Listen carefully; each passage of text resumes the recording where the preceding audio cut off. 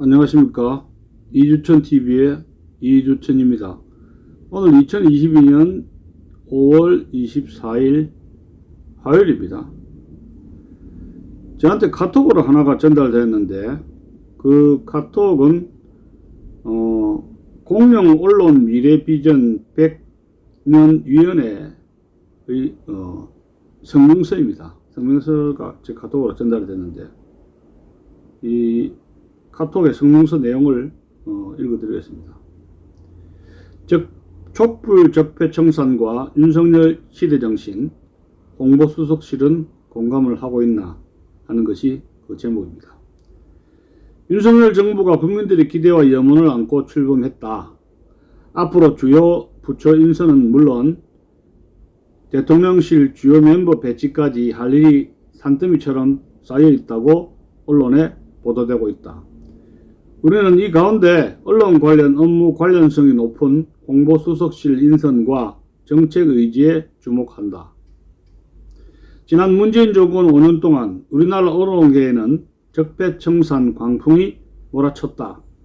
KBS, MBC 등 공영 언론사를 중심으로 벌어진 불법적이고 위법적인 적폐청산 몰이 과정에서 많은 수의 언론인이 부당하게 해직되거나 중징계 당하고 언론 현장에서 부당하게 쫓겨나기도 했다. 일부 언론에 보도된 더불어민주당의 언론 장악 문건을 굳이 다시 거론하지 않더라도 문재인 정권의 공영방송 장악은 언론 장악 문건의 시나리오대로 흘러간 것이 결과적인 사실이었다. 그 결과는 문재인 정권의 주구, 스피커, 확성기를 만들어낸 대한민국 언론의 흑역사였음이 명확해졌다. 공영 언론사 경영진을 장악한 민노총 언론노조 출신들은 노영 방송화라는 것은 노동자가 경영권을 장악한 걸 이야기합니다.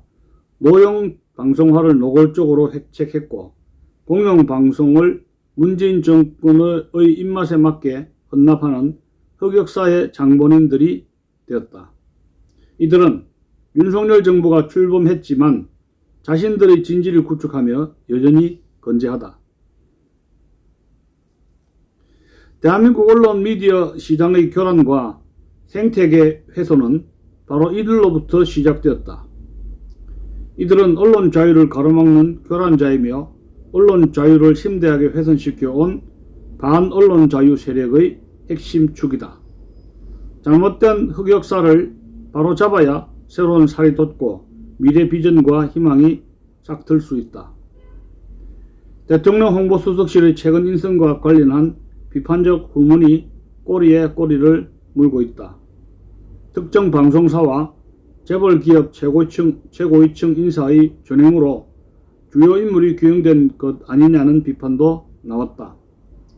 그러나 이번엔 친민노총 언론노조와 집수각에 연관된 인사의 주요 보직 기용설까지 튀어나왔다.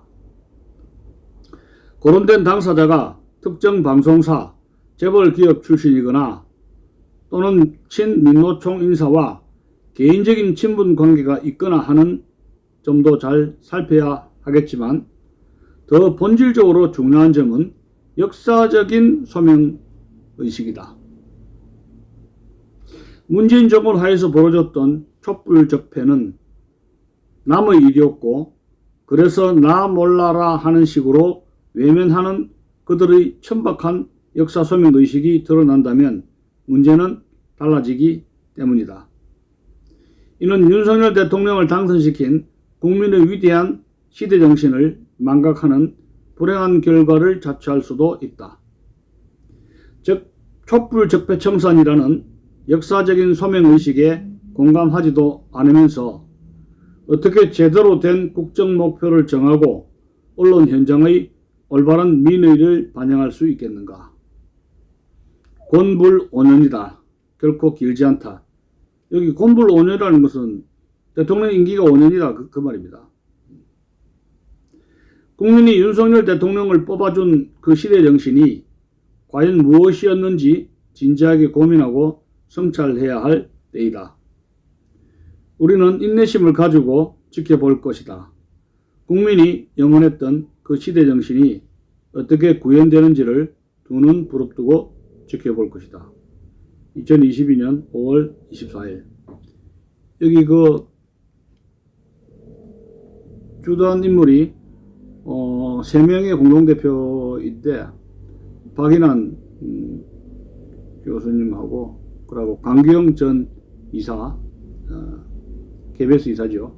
그리고 차기환 변호사, 이 세 사람이 공영언론 미래비전 100년위원회의 공동대표로 이렇게 직함을 가지고 있다고 합니다.